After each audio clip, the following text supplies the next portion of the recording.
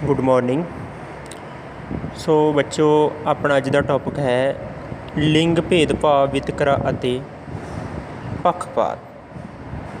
ਅਸੀਂ ਗੱਲ ਕਰਾਂਗੇ ਕਿ ਲਿੰਗ ਦੇ ਆਧਾਰ 'ਤੇ ਸਮਾਜ ਦੇ ਵਿੱਚ ਕੀ ਭੇਦਭਾਵ, ਕੀ ਵਿਤਕਰਾ ਕੀਤਾ ਜਾਂਦਾ ਹੈ ਅਤੇ ਕੀ ਇੱਕ ਬੱਚੇ ਨਾਲ ਪੱਖਪਾਤ ਹੁੰਦਾ ਹੈਗਾ। ਦੇਖੋ, ਸਮਾਜ ਦੀ ਜਿਹੜੀ ਸੋਚ ਹੈ ਉਹ ਦੋ ਤਰੀਕੇ ਦੀ ਹੁੰਦੀ ਹੈ। ਇੱਕ ਸਕਾਰਾਤਮਕ ਅਤੇ ਇੱਕ ਹੁੰਦੀ ਹੈ ਨਕਾਰਾਤਮਕ, ਇੱਕ ਪੋਜ਼ੀਟਿਵ, ਇੱਕ ਨੈਗੇਟਿਵ।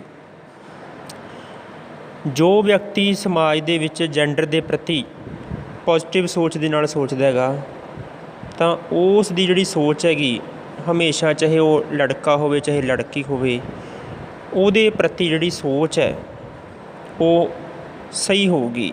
ਕਿਉਂਕਿ ਉਹਨੂੰ ਪਤਾ ਹੈਗਾ ਕਿ ਜੈਂਡਰ ਦੇ ਵਿੱਚ ਇੱਕ ਮੇਲ ਔਰ ਫੀਮੇਲ ਇਕੁਅਲ ਨੇ, ਬਰਾਬਰ ਨੇ, ਅਤੇ ਹਮੇਸ਼ਾ ਹੀ ਉਹਨਾਂ ਦਾ ਉਹ ਸਨਮਾਨ ਕਰੇਗਾ। ਪਰੰਤੂ ਜੇਕਰ ਇੱਕ ਇਨਸਾਨ ਦੀ, ਇੱਕ ਵਿਅਕਤੀ ਦੀ ਜਿਹੜੀ ਸੋਚ ਹੈਗੀ ਨਕਾਰਾਤਮਕ ਹੈ, ਨੈਗੇਟਿਵ ਹੈ, ਤਾਂ ਉਹ ਵਿਅਕਤੀ ਨੂੰ ਅਸੀਂ ਕਿੰਨਾ ਵੀ ਸਮਝਾ ਲਈਏ, ਕਿੰਨਾ ਵੀ ਉਹਨੂੰ ਸਿੱਖਿਆ ਦੇ ਲਈਏ, ਪਰੰਤੂ ਉਸ ਨੇ ਇੱਕ ਮਰਦ ਅਤੇ ਇੱਕ ਫੀਮੇਲ ਦੇ ਵਿੱਚ ਡਿਫਰੈਂਸ ਰੱਖਣੀ ਹੈਗਾ। ਇਹੀ ਕਾਰਨ ਹੈਗਾ ਕਿ ਸਾਡੇ ਸਮਾਜ ਦੇ ਵਿੱਚ ਧਰਮ, ਜਾਤ ਅਤੇ ਸ਼੍ਰੇਣੀ ਦੇ ਵਿੱਚ ਵੰਡਿਆ ਹੋਇਆ ਹੈਗਾ। ਇੱਕ ਇਨਸਾਨ ਇੱਕ ਥਾਂ 'ਤੇ ਕਈ ਤਰ੍ਹਾਂ ਦੇ ਵਿਤਕਰਿਆਂ ਦਾ ਸ਼ਿਕਾਰ ਹੁੰਦਾ ਹੈਗਾ, ਚਾਹੇ ਉਹ ਧਰਮ ਦੇ ਆਧਾਰ 'ਤੇ ਹੋਵੇ, ਚਾਹੇ ਜਾਤ ਦੇ ਆਧਾਰ 'ਤੇ ਹੋਵੇ, ਚਾਹੇ ਸ਼੍ਰੇਣੀ ਦੇ ਆਧਾਰ 'ਤੇ ਹੋਵੇ। ਇੱਥੋਂ ਤੱਕ ਕਿ ਜਿਹੜਾ ਇਨਸਾਨ ਹੈਗਾ ਉਹਨੂੰ ਜਿਣਸੀ ਗੁਣ, ਜਿਹੜੇ ਸਰੀਰਕ ਗੁਣ ਨੇ, ਉਹਨਾਂ ਦਾ ਵੀ ਕੀ ਹੈਗਾ ਵਿਤਕਰਾ ਜਿਹੜਾ ਉਹ ਸਹਿਣ ਕਰਨਾ ਪੈਂਦਾ ਹੈ। ਇਸ ਨੂੰ ਲੈ ਕੇ ਕੁਝ ਸਾਡੇ ਕੋਲ ਵਿਚਾਰ ਚਰਚਾਵਾਂ ਨੇ। ਭਾਰਤ ਦੇ ਵਿੱਚ ਕੀ ਹੈਗਾ, ਅੰਤਰਜਾਤੀ ਵਿਆਹ, ਜਿਹੜੇ ਅੰਤਰਜਾਤੀ ਵਿਆਹ ਹੁੰਦੇ ਨੇ, ਔਲਾਦ ਸਿਰਫ ਬਾਪ ਦੀ ਜਾਤੀ ਨਾਲ ਹੀ ਜੋੜੀ ਜਾਂਦੀ ਹੈ। ਜਦੋਂ ਕੁੜੀ ਦਾ ਵਿਆਹ ਕਿਸੇ ਹੋਰ ਜਾਤੀ ਦੇ ਮੁੰਡੇ ਨਾਲ ਕੀਤਾ ਜਾਂਦਾ ਹੈ ਤਾਂ ਜੋ ਵੀ ਬੱਚਾ ਜਾਂ ਜੋ ਵੀ ਉਸ ਪਤਨੀ ਦੇ ਨਾਮ ਦੇ ਨਾਲ ਪਿੱਛੇ ਗੋਦ ਲੱਗਦਾ ਹੈਗਾ, ਗੋਤ ਹੁੰਦਾ ਹੈਗਾ, ਤਾਂ ਉਹ ਉਸ ਸਹੁਰੇ ਪਰਿਵਾਰ ਦਾ ਹੁੰਦਾ ਹੈ, ਨਾ ਕਿ ਮਾਂ ਵਾਲਾ। ਇਹ ਇੱਕ ਜ਼ਿੰਦਗੀ ਦੇ ਵਿੱਚ ਬੜਾ ਪੱਖਪਾਤ ਹੈਗਾ। ਇਸ ਤੋਂ ਇਲਾਵਾ ਇਹ ਇੱਕ ਗੈਰ ਕਾਨੂੰਨੀ ਵੀ ਹੈ। ਕਾਨੂੰਨ ਅਨੁਸਾਰ ਆਦਮੀ ਅਤੇ ਔਰਤ ਨੂੰ ਬਰਾਬਰ ਦੀ ਤਨਖਾਹ ਲੈਣ ਦਾ ਹੱਕ ਹੈਗਾ, ਪਰੰਤੂ ਅਜਿਹਾ ਨਹੀਂ। ਕਈ ਥਾਵਾਂ 'ਤੇ ਜਿਹੜੀਆਂ ਔਰਤਾਂ ਨੇ ਮਰਦਾਂ ਦੇ ਮੁਕਾਬਲੇ ਘੱਟ ਤਨਖਾਹ 'ਤੇ ਉੱਪਰ ਅਤੇ ਵੱਧ ਸਮੇਂ ਦੇ ਵਿੱਚ ਕੰਮ ਕਰ ਰਹੀਆਂ। ਇਹ ਇੱਕ ਬਹੁਤ ਵੱਡਾ ਸੰਕਟ ਹੈ। ਜਦੋਂ ਤਲਾਕ ਦੀ ਗੱਲ ਆਉਂਦੀ ਹੈ ਤਾਂ ਉਸ ਵੇਲੇ ਵੀ ਇੱਕ ਔਰਤ ਦੇ ਨਾਲ ਸ਼ੋਸ਼ਣ ਹੁੰਦਾ ਹੈਗਾ। ਜੇ ਬੱਚਾ 5 ਸਾਲ ਤੋਂ ਉੱਪਰ ਹੈਗਾ ਤਾਂ ਉਸ ਬੱਚੇ ਨੂੰ ਸੰਭਾਲਣ ਦੀ ਜਿਹੜੀ ਜ਼ਿੰਮੇਵਾਰੀ ਹੈ, ਰਿਸਪੋਂਸੀਬਿਲਿਟੀ ਹੈ, ਉਹਦੇ ਫਾਦਰ, ਉਹਦੇ ਪਿਤਾ ਨੂੰ ਦੇ ਦਿੱਤੀ ਜਾਂਦੀ ਹੈ। ਪਰੰਤੂ ਜੇਕਰ ਉਹਦਾ ਬੱਚਾ 5 ਸਾਲ ਤੋਂ ਛੋਟਾ ਹੈਗਾ ਤਾਂ ਉਸ ਦੀ ਜ਼ਿੰਮੇਵਾਰੀ ਉਸ ਦੀ ਮਾਂ ਨੂੰ ਦਿੱਤੀ ਜਾਂਦੀ ਹੈ, ਕਿਉਂਕਿ ਛੋਟੇ ਬੱਚੇ ਦੀ ਜਿਹੜੀ ਕੇਅਰ ਹੈਗੀ, ਮਾਂ ਦੇਖਭਾਲ ਵਧੀਆ ਤਰੀਕੇ ਨਾਲ ਕਰ ਸਕਦੀ ਹੈ। ਅੱਗੇ ਹੈ ਜੀ ਭਾਰਤ ਵਿੱਚ ਲਿੰਗ ਪੱਖਪਾਤ। ਲਿੰਗ ਪੱਖਪਾਤ ਜਾਂ ਵਿਤਕਰਾ ਵਿਰੁੱਧ ਨਿਆਂ ਪ੍ਰਾਪਤ ਕਰਨਾ ਭਾਰਤ ਦੀ ਕੋਈ ਸੌਖਾ ਕੰਮ ਨਹੀਂ। ਜੇ ਅਸੀਂ ਸੋਚੀਏ ਕਿ ਭਾਰਤ ਦੇ ਵਿੱਚ ਸਾਨੂੰ ਲਿੰਗ ਭੇਦਭਾਵ ਜਾਂ ਵਿਤਕਰੇ ਤੋਂ ਛੁਟਕਾਰਾ ਮਿਲ ਜੂਗਾ ਤਾਂ ਇਹ ਬਹੁਤ ਵੱਡੀ ਦੂਰ ਦੀ ਗੱਲ ਹੈ। ਪੁਰਾਣੇ ਸਮੇਂ ਤੋਂ ਹੀ ਇੱਕ ਕੁੜੀ ਨੂੰ ਜਿਹੜਾ, ਇੱਕ ਲੜਕੀ ਨੂੰ ਅਣਚਾਹੀ ਅਤੇ ਬੋਝ ਭਰੀ ਹਸਤੀ ਮੰਨਿਆ ਜਾਂਦਾ, ਕਿਉਂਕਿ ਮਾਂ ਬਾਪ ਹਮੇਸ਼ਾ ਉਸ ਤੋਂ ਛੁਟਕਾਰਾ ਪਾਉਣਾ ਚਾਹੁੰਦੇ ਨੇ। ਜਨਮ ਤੋਂ ਪਹਿਲਾਂ ਹੀ ਕੁੜੀਆਂ ਵਿਰੁੱਧ ਵਿਤਕਰਾ ਜਾਂ ਪੱਖਪਾਤ ਜਿਹੜਾ ਸ਼ੁਰੂ ਹੋ ਜਾਂਦਾ ਹੈ। ਕੰਨਿਆ ਭਰੂਣ ਹੱਤਿਆ ਹੁੰਦੀ ਹੈ, ਜਾਂ ਫਿਰ ਕੀ ਹੁੰਦਾ ਹੈ, ਜਨਮ ਤੋਂ ਬਾਅਦ ਕੁੜੀਆਂ ਦਾ ਕਤਲ ਕਰਵਾ ਦਿੱਤਾ ਜਾਂਦਾ ਹੈ। ਸਾਡੀ ਪਰੰਪਰਾਗਤ ਸਮਾਜਿਕ ਪ੍ਰਣਾਲੀ ਸਾਖਰਤਾ ਦੀ ਜਿਹੜੀ ਸਾਡੀ ਅਜੋਕੀ ਸਿਸਟਮ ਪਰੰਪਰਾਗਤ ਪ੍ਰਣਾਲੀ ਹੈ, ਪੁਰਾਣੇ ਸਮੇਂ ਤੋਂ ਲੈ ਕੇ ਅੱਜ ਸਮੇਂ ਤੱਕ, ਉਹਦੇ ਵਿੱਚ ਕੀ ਹੈ, ਸਾਖਰਤਾ ਦੀ ਬਹੁਤ ਵੱਡੀ ਘਾਟ ਹੈ। ਇਸ ਤੋਂ ਇਲਾਵਾ ਔਰਤ ਕੀ ਹੈ, ਘਰੇਲੂ ਜ਼ਿੰਮੇਵਾਰੀਆਂ ਦੇ ਵਿੱਚ ਜਕੜੀ ਹੋਈ ਹੈ। ਉਹਦੇ ਵਿੱਚ ਜਾਗਰੂਕਤਾ ਦੀ, ਅਵੇਅਰਨੈਸ ਦੀ ਕਮੀ ਹੈ। ਸਹੀ ਸੇਧ ਦੇਣ ਵਾਲਾ ਨਹੀਂ, ਆਤਮ ਵਿਸ਼ਵਾਸ ਦੀ ਕਮੀ ਹੈ। ਇਹਨਾਂ ਕਾਰਨਾਂ ਕਰਕੇ ਉਹਨੂੰ ਵਿਤਕਰੇ ਦਾ ਸ਼ਿਕਾਰ ਹੋਣਾ ਪੈਂਦਾ ਹੈ। ਇਸ ਤੋਂ ਇਲਾਵਾ ਗਰੀਬੀ, ਅਨਪੜ੍ਹਤਾ, ਬੇਰੁਜ਼ਗਾਰੀ, ਸਮਾਜਿਕ ਰੀਤੀ ਰਿਵਾਜ, ਸਮਾਜਿਕ ਸੋਚ, ਔਰਤ ਵਿਰੋਧੀ ਰਵੱਈਆ, ਇਹ ਸਾਰੇ ਅੱਜ ਅਜੋਕੇ ਸਮੇਂ ਦੇ ਕੀ ਨੇ, ਕਾਰਨ ਨੇ। ਸੋ ਇਸ ਚਰਚਾ ਦੇ ਅੱਗੇ ਅਸੀਂ ਕਾਰਨਾਂ ਨੂੰ, ਕਿਊਜ਼ ਨੂੰ ਡਿਸਕਸ ਕਰਾਂਗੇ। ਪਹਿਲਾ ਹੈ ਜੀ ਗਰੀਬੀ। ਭਾਰਤ ਦੇ ਵਿੱਚ 30% ਲੋਕ ਗਰੀਬੀ ਰੇਖਾ ਤੋਂ ਥੱਲੇ ਨੇ। 70% ਲੋਕ ਅਮੀਰੀ ਰੇਖਾ 'ਚ ਆਉਂਦੇ ਨੇ ਅਤੇ 30% ਲੋਕ ਗਰੀਬੀ ਦੇ ਵਿੱਚ ਨੇ। ਔਰ ਇਹਨਾਂ ਦੇ ਵਿੱਚੋਂ 70% ਕੀ ਨੇ, ਔਰਤਾਂ ਨੇ। ਭਾਰਤ ਵਿੱਚ ਔਰਤਾਂ ਦੀ ਗਰੀਬੀ ਨੂੰ ਸਿੱਧੇ ਤੌਰ 'ਤੇ ਕਿਵੇਂ, ਉਹਨਾਂ ਕੋਲ ਆਰਥਿਕ ਮੌਕਿਆਂ ਦੀ ਘਾਟ ਹੈ। ਫਿਰ ਉਹ ਖੁਦ ਮੁਖਤਿਆਰ ਨਹੀਂ, ਆਪ ਕੰਮ ਨੂੰ ਸੰਭਾਲ ਨਹੀਂ ਸਕਦੀਆਂ। ਆਰਥਿਕ ਵਸੀਲਿਆਂ ਦੀ ਜਿਹੜੀ ਪਹੁੰਚ ਹੈ ਉਹਦੀ ਘਾਟ ਹੈਗੀ। ਜਿਹੜਾ ਜ਼ਮੀਨ ਜਾਇਦਾਦ ਹੈ ਉਹਦੇ ਵਿੱਚ ਉਹਨਾਂ ਦੀ ਭਾਗੀਦਾਰੀ ਬਹੁਤ ਘੱਟ ਹੈਗੀ। ਇਸ ਤਰ੍ਹਾਂ ਦੇ ਬਹੁਤ ਸਾਰੇ ਮੁੱਦੇ ਨੇ ਜਿਹੜੇ ਔਰਤ ਨੂੰ ਵਿਤਕਰੇ ਪ੍ਰਤੀ ਪ੍ਰੇਰਿਤ ਕਰਦੇ ਨੇ। ਇਸ ਲਈ ਗਰੀਬੀ ਦੀ ਜਿਹੜੀ ਜੜ੍ਹ ਹੈਗੀ ਉਹ ਵੀ ਕੀ ਕਰਦੀ ਹੈ, ਜਿਹੜੀ ਸਾਡੀ ਪਿਤਾ ਪੁਰਖੀ ਪ੍ਰਣਾਲੀ ਸਿਸਟਮ ਹੈ ਉਹਦੇ ਵਿੱਚ ਔਰਤ ਮਰਦ ਲਿੰਗ ਦੇ ਆਧਾਰ 'ਤੇ ਕੀ ਕਰਦੀ ਹੈ, ਇੱਕ ਵਖਰੇਵੇਂ ਦਾ ਸਭ ਤੋਂ ਵੱਡਾ ਕਾਰਨ ਬਣਦੀ ਹੈ। ਦੂਜਾ ਪੁਆਇੰਟ ਹੈ ਸਾਡਾ ਅਨਪੜ੍ਹਤਾ। ਚਾਹੇ ਦੁਨੀਆ ਭਰ ਦੇ ਸਾਰੇ ਦੇਸ਼ ਅੱਜ ਇਹ ਗੱਲ ਦੇ ਖੜ੍ਹੇ ਨੇ ਕਿ ਸਿੱਖਿਆ ਨੂੰ ਫੈਲਾਉਣ ਲਈ ਉਹ ਯਤਨਸ਼ੀਲ ਨੇ, ਪਰ ਤਕਰੀਬਨ ਅਸੀਂ ਕਹਿ ਸਕਦੇ ਹਾਂ ਕਿ 960 ਮਿਲੀਅਨ ਅਨਪੜ੍ਹ ਬਾਲਕਾਂ ਵਿੱਚੋਂ 2/3 ਆਬਾਦੀ ਔਰਤਾਂ ਦੀ ਹੈ। ਜੇ 960 ਮਿਲੀਅਨ ਲੋਕ ਨੇ, ਉਹਨਾਂ ਦੇ ਵਿੱਚੋਂ 2 ਹਿੱਸੇ ਕਿਹਨਾਂ ਦੇ ਨੇ, ਔਰਤਾਂ ਦੇ ਨੇ, ਅਤੇ 1 ਹਿੱਸਾ ਕਿਹਨਾਂ ਦਾ, ਮਰਦਾਂ ਦਾ। ਪੁਰਸ਼ਾਂ ਦੀ ਸਾਖਰਤਾ ਦਰ ਜਿਹੜੀ 1981 ਵਿੱਚ 56% ਸੀ, ਉਹ 2001 ਵਿੱਚ ਵੱਧ ਕੇ 76% ਹੋ ਗਈ। 1981 ਦੇ ਵਿੱਚ ਔਰਤਾਂ ਦੀ ਸਾਖਰਤਾ ਸੀ ਜਿਹੜੀ 30% ਸੀ, ਉਹ ਅੱਜ 54% ਹੋ ਗਈ। ਇਸ ਤੋਂ ਇਲਾਵਾ ਭਾਰਤ ਦੇ ਜੇਕਰ ਵੱਖ-ਵੱਖ ਰਾਜਾਂ ਨੂੰ ਵੇਖਿਆ ਜਾਵੇ, ਜਿਵੇਂ ਬਿਹਾਰ ਦੇ ਵਿੱਚ ਸਾਖਰਤਾ ਜਿਹੜੀ ਉਹ 35% ਹੈਗੀ। ਭਾਰਤ ਦੇ ਵਿੱਚ ਕੇਰਲ ਹੀ ਇੱਕ ਅਜਿਹਾ ਰਾਜ ਹੈ ਜਿੱਥੇ ਔਰਤਾਂ ਦੀ ਸਾਖਰਤਾ ਰੇਸ਼ੋ ਹੈ ਜਿਹੜੀ ਉਹ 88% ਹੈਗੀ। ਇਸ ਤੋਂ ਇਲਾਵਾ ਅਰੁਣਾਚਲ ਪ੍ਰਦੇਸ਼, ਅਸਾਮ, ਬਿਹਾਰ, ਜੰਮੂ ਕਸ਼ਮੀਰ ਆਦਿ ਰਾਜ ਨੇ ਜਿਹੜੇ ਸਟੇਟ ਨੇ, ਉਹਨਾਂ ਦੇ ਵਿੱਚ ਕੀ ਹੈ, ਸਾਖਰਤਾ ਜਿਹੜੀ ਉਹ 50% ਤੋਂ ਵੀ ਘੱਟ ਹੈ। ਇਸੇ ਕਾਰਨ ਕੁੜੀਆਂ ਦੀ ਜਿਹੜੀ ਲੜਕੀਆਂ ਦੀ ਤਰੱਕੀ ਹੈ ਉਹ ਹੌਲੀ ਹੌਲੀ ਗਰੋਥ ਕਰ ਰਹੀ ਹੈ। ਤੀਜਾ ਪੁਆਇੰਟ ਹੈ ਜੀ ਰੁਜ਼ਗਾਰ ਸਹੂਲਤਾਂ ਦੀ ਘਾਟ। ਅੱਜ ਦੀ ਔਰਤ ਨੂੰ ਨਵੇਂ ਆਧੁਨਿਕ ਆਰਥਿਕ ਮੌਕੇ, ਜਿਹੜੀ ਅੱਜ ਦੀ ਅਜੋਕੇ ਸਮੇਂ ਦੀ ਔਰਤ ਹੈਗੀ, ਉਹਨੂੰ ਆਰਥਿਕ ਮੌਕੇ ਅਤੇ ਪੁਰਾਣੇ ਘਰੇਲੂ ਰੋਲ ਵਿਚਕਾਰ ਸੰਤੁਲਨ ਕਰਨਾ ਬਹੁਤ ਮੁਸ਼ਕਿਲ ਹੈ। ਇੱਕ ਪਾਸੇ ਉਹਦਾ ਰੁਜ਼ਗਾਰ ਖੜ੍ਹਿਆ ਹੈ ਅਤੇ ਇੱਕ ਪਾਸੇ ਉਹਦੀਆਂ ਘਰੇਲੂ ਕਦਰਾਂ ਕੀਮਤਾਂ ਨਹੀਂ। ਇਸ ਦੇ ਵਿੱਚ ਕੀ ਉਹ ਫਸੀ ਹੋਈ, ਮੁਸ਼ਕਿਲ ਭਰੀ ਹੋਈ ਮਹਿਸੂਸ ਕਰਦੀ ਹੈ। ਔਰਤ ਚਾਹੇ ਉਹ ਦਿਹਾਤੀ ਹੋਵੇ, ਦਿਹਾਤੀ ਭਾਵ ਪੇਂਡੂ ਏਰੀਏ ਦੇ ਹੋਵੇ, ਜਾਂ ਫਿਰ ਉਹ ਸ਼ਹਿਰੀ ਹੋਵੇ, ਜ਼ਿਆਦਾਤਰ ਆਪਣਾ ਸਮਾਂ ਉਹ ਘਰ ਦੇ ਵਿੱਚ ਹੀ ਜਿਹੜਾ ਕੰਮ ਕਰਨ ਵਿੱਚ ਹੀ ਬਤੀਤ ਕਰਦੀ ਹੈ। ਘਰ ਦੀ ਇੱਕ ਵੱਡੀ ਜ਼ਿੰਮੇਵਾਰੀ ਹੋਣ ਕਰਕੇ ਔਰਤ ਕਈ ਵਾਰ ਰੁਜ਼ਗਾਰ ਦੇ ਮੌਕੇ ਗਵਾ ਦਿੰਦੀ ਹੈ।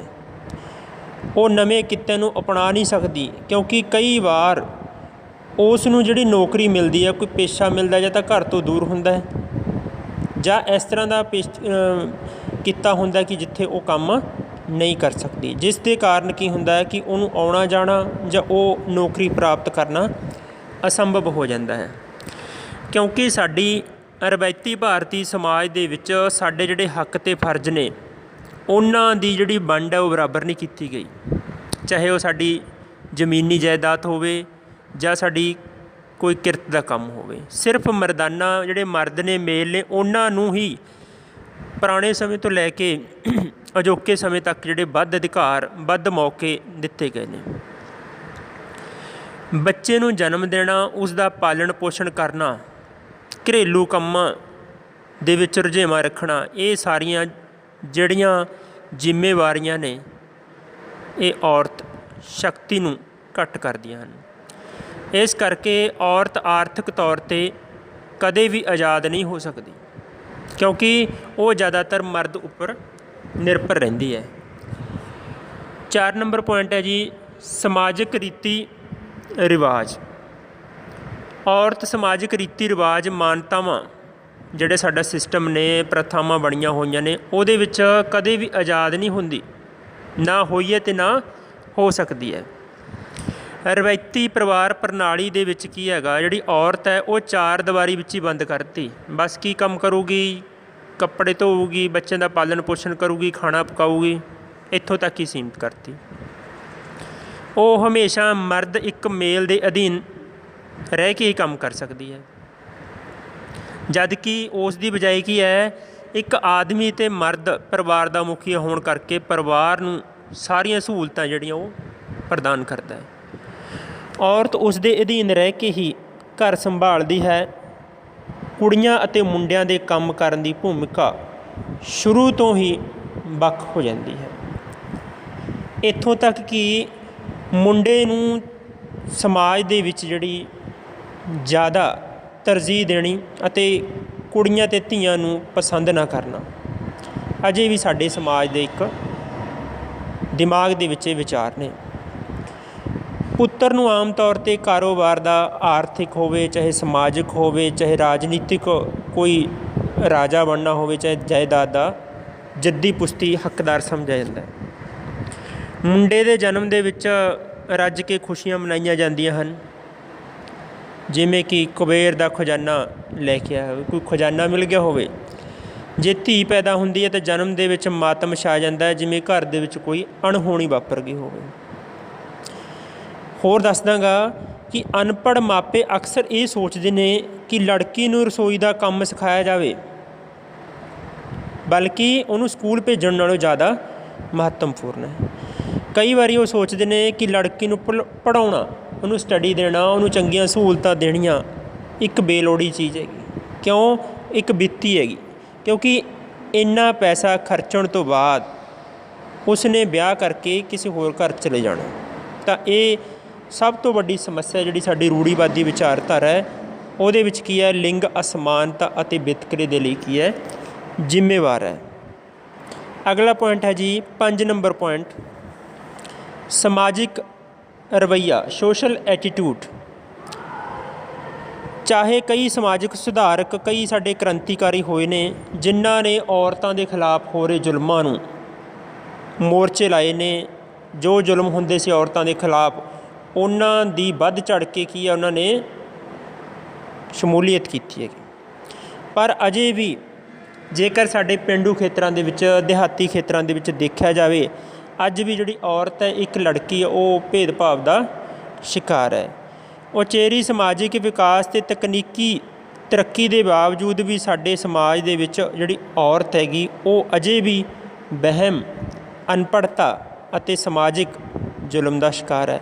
ਅਸੀਂ ਚੰਦ 'ਤੇ ਪਹੁੰਚ ਗਏ, ਸਾਇੰਸ ਦਾ ਯੁੱਗ ਆ ਗਿਆ, ਇੰਨੀ ਤਰੱਕੀ ਕਰ ਲਈ, ਪਰੰਤੂ ਇੰਨਾ ਕੁਝ ਹੋਣ ਦੇ ਬਾਵਜੂਦ ਵੀ ਅਸੀਂ ਕੀ ਹੈ, ਵਹਿਮ ਭਰਮ, ਅਨਪੜ੍ਹਤਾ ਅਤੇ ਸਮਾਜਿਕ ਜ਼ੁਲਮ ਦੇ ਵਿੱਚ ਜਿਹੜੀ ਇੱਕ ਔਰਤ ਨੂੰ ਸ਼ਿਕਾਰ ਕਰਕੇ ਰੱਖਿਆ ਹੋਇਆ।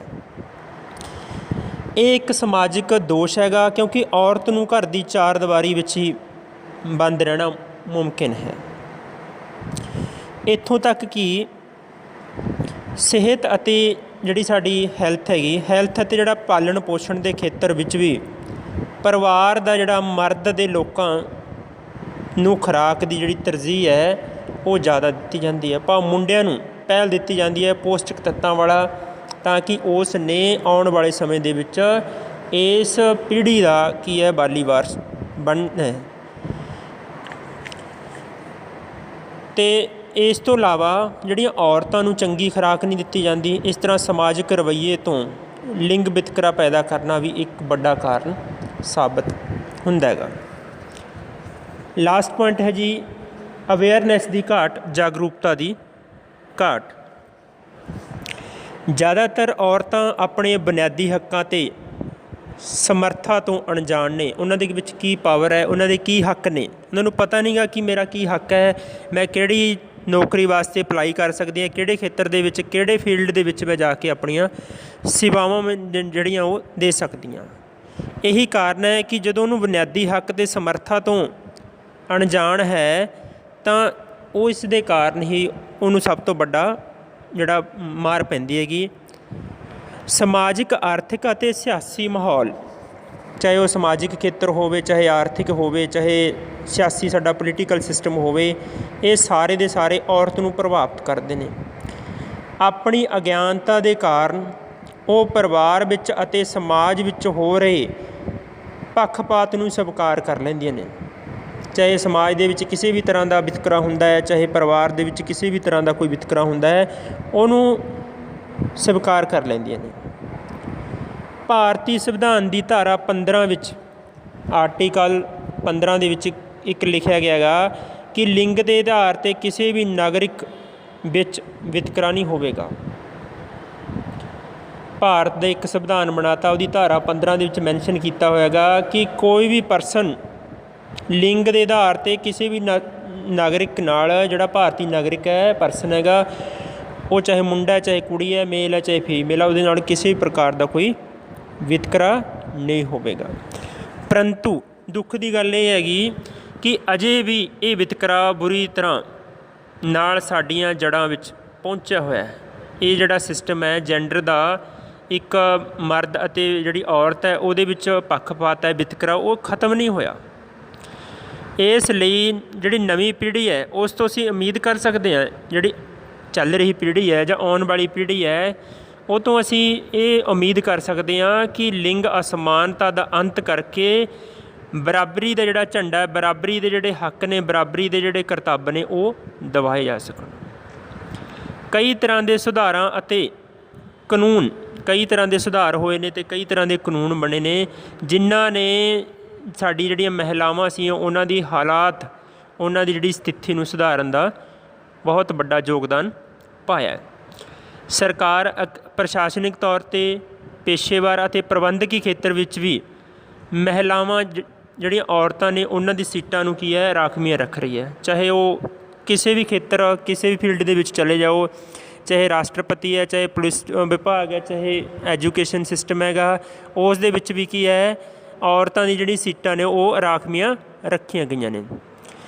ਔਰਤਾਂ ਦੀ ਸੁਰੱਖਿਆ ਲਈ ਕਈ ਹੈਲਪਲਾਈਨ ਨੰਬਰ ਵੀ ਜਾਰੀ ਕੀਤੇ ਗਏ ਨੇ। ਜਿਸ ਤਰ੍ਹਾਂ ਪੰਜਾਬ ਪੁਲਿਸ ਨੇ ਇੱਕ ਹੈਲਪਲਾਈਨ ਨੰਬਰ ਜਾਰੀ ਕੀਤਾ ਹੋਇਆ ਹੈਗਾ।